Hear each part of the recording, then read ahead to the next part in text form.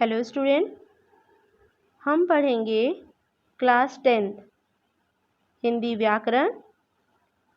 Chapter हमारा है, chapter का नाम है पद परिचय।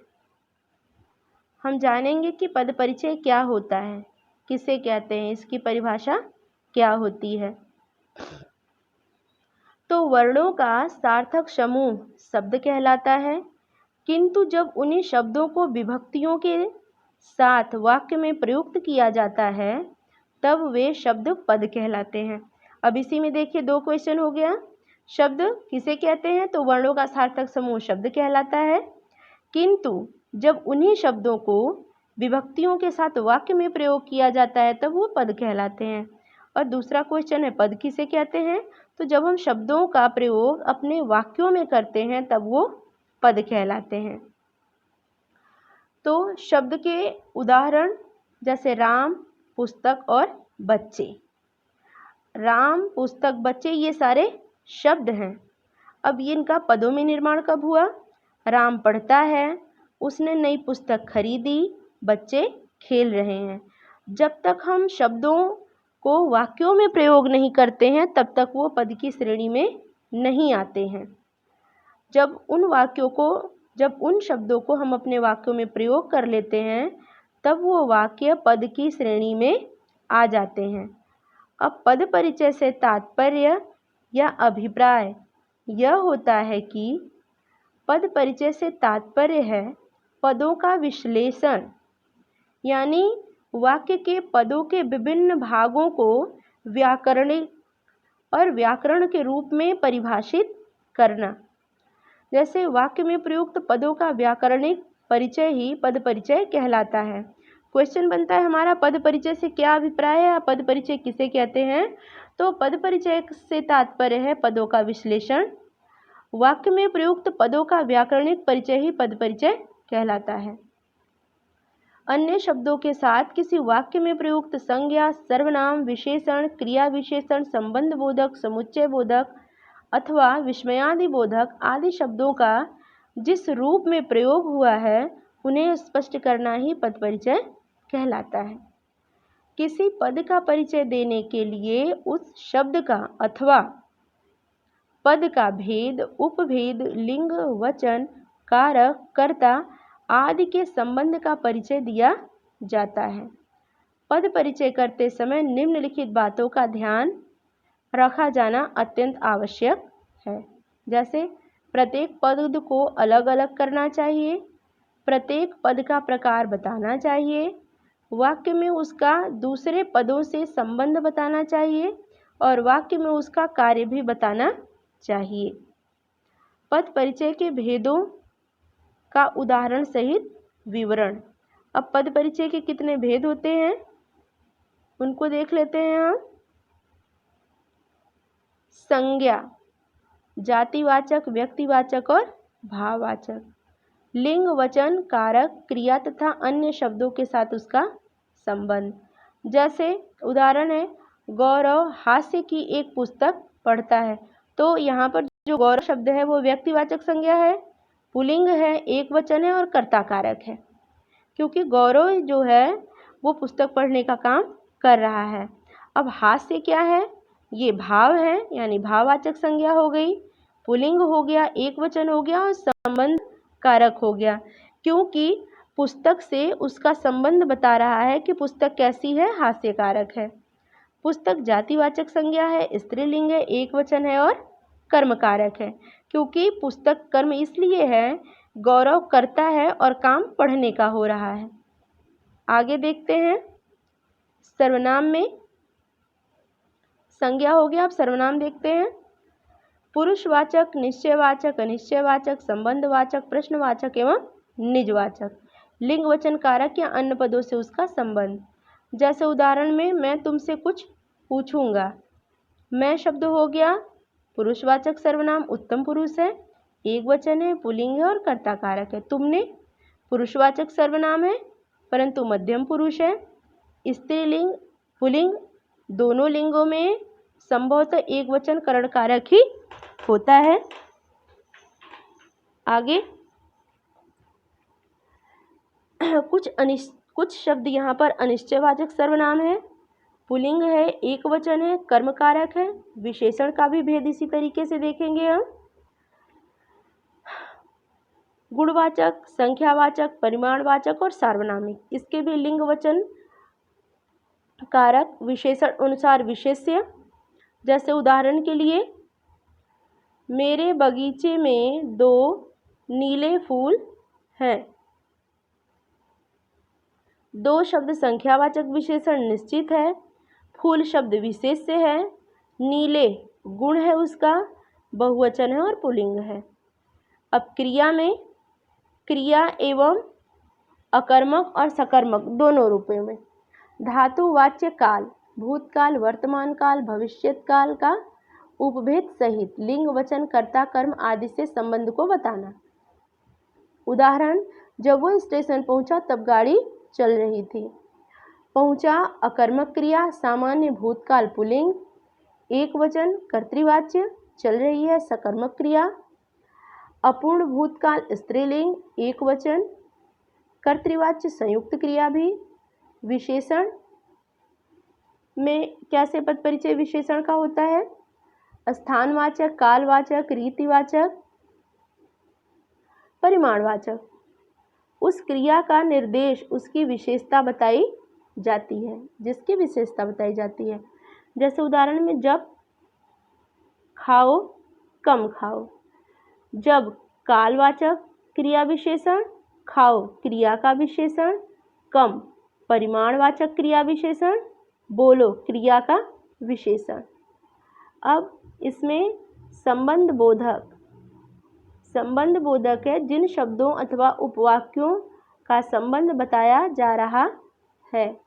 उदाहरण, वह खुशी के मारे चीख पड़ा। के मारे करणवाचक संबंध बोधक अव्यय, संबंधी शब्द खुशी, यानी अगर खुश न होता तो चीखता नहीं। समुच्चय बोधक, संयोजक एवं विभाजक, संयोजक यानी जोड़ना, विभाजक यानी अलग करना, विपरीत करने के लिए जोड़ने वाले शब्दों अथवा वाक्यों का निर्देश। उदाहरण, वह आया और चला गया। और समुच्चय समानाधिकरण, और शब्द जो है वो समुच्चय बोधक और समानाधिकरण है। विस्मयादि बोधक सभी जानते हैं, जो भाव प्रकट करता है, हर्ष, शोक, घृणा, भय, विस्मय, क्रोध आदि। जिस किसी को भी प्रकट कर रहा है उसका निर्देश। आह कितना सुंदर फूल है, यहाँ पर आह शब्द विस्मयादि बोधक और हर्ष सूचक है। आगे देखते हैं। अब यहाँ से देखेंगे, फिर हम लोग ऊपर से इसी प्रकार से पद परिचय के अनुदाहरण। ये हमने निपात अभी नहीं पढ़ा था, निपात भी पढ़ लेते हैं। निपात होता है यहाँ पर, इसे हम थोड़ा और नीचे करेंगे, फिर निपात शब्दों को देखेंगे। स्वीकृति बोधक, नकारात्मक बोधक, निषेधात्मक, प्रश्न बोधक, विस्मय आदि बोधक, तुलना बोधक, अवधारणा बोधक, आदर बोधक, बल प्रदायक। इनके प्रयोग से वाक्य का समग्र यानी संपूर्ण पूरा अर्थ प्रभावित होता है। जैसे सुरेश ने ही मुझे मारा, ही शब्द यहाँ पर निपात है और बल प्रदायक है, यानी एक वाक्य का दूसरे वाक्य से जोड़ने के लिए जब अधिक बल उस पर दिया जाता है तो ऐसे शब्दों को निपात कहा जाता है। अब हम पद परिचय के और अन्य उदाहरण भी देखेंगे। नीचे रेखांकित पदों के परिचय दिए जा रहे हैं। जैसे निरंतर कार्य करने से ही सफलता मिलती है, इसमें निरंतर कार्य करने से को छोड़ दिया, ही सफलता मिलती है। अब निरंतर शब्द क्या है? रीतिवाचक है, क्रिया विशेषण है और कार्य करने की क्रिया की विशेषता भी बता रहा है। कार्य करना यहाँ पर क्रिया है, ही निपात शब्द है जो बल प्रदान कर रहा है। मिलती है, यह क्रिया है, एक वचन है और स्त्रीलिंग है। ईमानदारी बहुत दुर्लभ वस्तु है। अब यहाँ पर जिन पदों पर, जिन शब्दों पर को रेखांकित किया गया है उनके हमें व्याकरणिक परिचय देने हैं। तो ईमानदारी भाववाचक संज्ञा है, स्त्रीलिंग है, एकवचन है और होना क्रिया का करता है। जैसे काला घोड़ा तेज भागता है, तो यहाँ पर काला शब्द गुणवाचक विशेषण है, एकवचन है और पुल्लिंग है। घोड़ा जातिवाचक संज्ञा है, पुल्लिंग है, एकवचन है और विशेष्य है क्योंकि घोड़े की बात हो रही है और कर्ता कारक भी है। तेज शब्द रीतिवाचक क्रिया विशेषण है और भागना क्रिया की विशेषता बता रहा है। आगे देखते हैं, भागता है क्रिया पुल्लिंग, एकवचन, वर्तमान काल, निश्चयार्थक यानी निश्चय है कि वो भागता है, इसलिए यहाँ पर कर्तृवाच्य है। एवरेस्ट संसार का सबसे ऊंचा शिखर है। एवरेस्ट व्यक्तिवाचक संज्ञा है क्योंकि जब किसी प्रसिद्ध व्यक्ति वस्तु स्थान का बोध कराता है तो वो व्यक्तिवाचक संज्ञा के अंतर्गत ही आता है। एकवचन है, पुल्लिंग है। वह शरबत पी रहा है। अब शरबत संज्ञा शब्द है, एकवचन है, पुल्लिंग है और कर्मकारक है। पी रहा है सकर्मक क्रिया है, पुल्लिंग है, एकवचन है, अपूर्ण भूतकाल है क्योंकि पी चुका नहीं है और अभी पी रहा है। मैं आज भी देश पर अपने प्राण निछावर करने को तैयार हूँ। मैं शब्द पुरुषवाचक सर्वनाम है, एकवचन है, पुल्लिंग है, उत्तम पुरुष और कर्ता कारक है। आगे देखते हैं, देश पर, यहाँ पर देश पर जो शब्द है वो जातिवाचक है यानी देश समस्त देश जाति को दर्शा रही है। नाम होता किसी देश का पर्टिकुलर नाम होता तो है, एकवचन है, अधिकरण कारक है। विनीता ने पुस्तक दी। अब यहाँ पर विनीता ने पुस्तक, इनको छोड़ दिया, सिर्फ दी को हमें बताना है कि व्याकरणिक परिचय क्या होगा उसका। तो दी सकर्मक क्रिया है और सामान्य भूतकाल है। यह पुस्तक मेरी है, मैं इसे पढ़ सकता हूँ। अब यहाँ पर हमें सिर्फ पढ़ सकता हूँ का पद परिचय देना है, तो सकर्मक क्रिया पुल्लिंग, एकवचन और कर्तृवाच्य वर्तमान काल यानी पढ़ रहा हूँ या पढ़ सकता हूँ। वह नृत्य विद्यालय जाता है। नित्य यानी क्रिया विशेषण है, जाना क्रिया की विशेषता बता रहा है और कालवाचक पुल्लिंग एकवचन है। आगे देखते हैं बच्चों, हम इसमें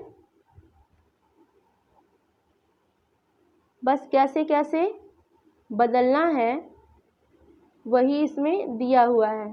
जैसे यहाँ पर मारा है तो मारा सकर्मक क्रिया पुल्लिंग, एकवचन भूतकाल है। वह भई तो विस्मयादि बोधक अव्यय है, प्रसन्नता सूचक है। अधिकांश अनिश्चय संख्यावाचक है क्योंकि कम और ज़्यादा की बात नहीं हो रही, अधिक की बात हो रही है। ठंडी, ठंडा, गर्म, ये सारे शब्द जो होते हैं वो गुणवाचक विशेषण होते हैं। गंगा व्यक्तिवाचक संज्ञा है क्योंकि एक प्रसिद्ध नदी का नाम है।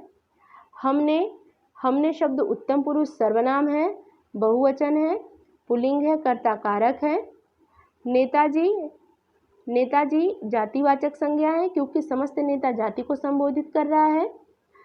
संज्ञा है, पुल्लिंग है, एकवचन है, संबंध कारक है और बुरी भाववाचक संज्ञा है, स्त्रीलिंग, एकवचन है। बाल गोविंद भगत मंझोले यानी छोटे मझले कद के थे। कद के बारे में बता गया है। गोरे चिट्टे वो उनका गुण है, रंग रोधक है।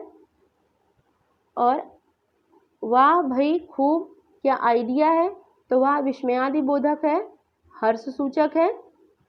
इसी प्रकार वैसे, उसे, वाह पुरुषवाचक है, वाह विस्मयादि बोधक है।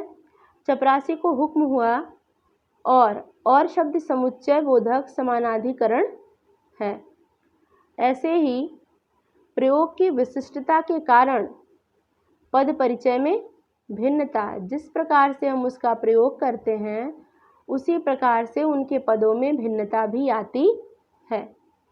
अब जैसे एक ही शब्द को अनेक रूपों में प्रयुक्त किया जा सकता है, वाक्य में प्रयोग के आधार पर उस वाक्य का पद परिचय भी परिवर्तित हो जाता है। जैसे पहला पैरा देख लेते हैं। ऐसे ही शब्दों के कुछ उदाहरण यहाँ पर निम्नवत हैं। ऐसा, ऐसे व्यक्ति को कौन पसंद करेगा, ये सर्वनाम के रूप में प्रयुक्त है। ऐसा ही संभव है, ये संज्ञा के रूप में प्रयुक्त है। ऐसे ईमानदार बहुत कम है, यहाँ पर ये विशेषण के रूप में प्रयुक्त है। ऐसे वैसे नहीं, ऐसे बोलो, यहाँ पर क्रिया विशेषण के रूप में प्रयुक्त है। तो कहने का ये तात्पर्य है कि जिस प्रकार के शब्दों के द्वारा हमारी जैसी प्रयोग में जब उसके विशिष्टता आती है तो उसके कारण पद परिचय में भिन्नता भी आ जाती है। यहाँ पर कुछ कई बार कुछ शब्द दिया गया है, परंतु जितनी बार दिया गया है उतने बार वाक्यों में अपने प्रयोग के कारण वही शब्द कहीं संज्ञा हो गया है, कहीं सर्वनाम हो गया है, कहीं विशेषण हो गया है, तो कहीं क्रिया विशेषण हो गया है। ये ध्यान रखने योग्य तथ्य है। जैसे आज शब्द, वह, यह, जैसे आज शब्द देखो, आज उत्तर प्रदेश का एक समाचार पत्र है, संज्ञा के रूप में है। क्रिकेट मैच आज होगा, ये क्रिया विशेषण के रूप में है। इसी प्रकार बच्चों इसे ध्यान से देखिएगा, पढ़िएगा और अपने उत्तर पुस्तिका में नोट डाउन भी कीजिएगा। आशा है बच्चों आपको चैप्टर जरूर समझ में आया होगा। धन्यवाद।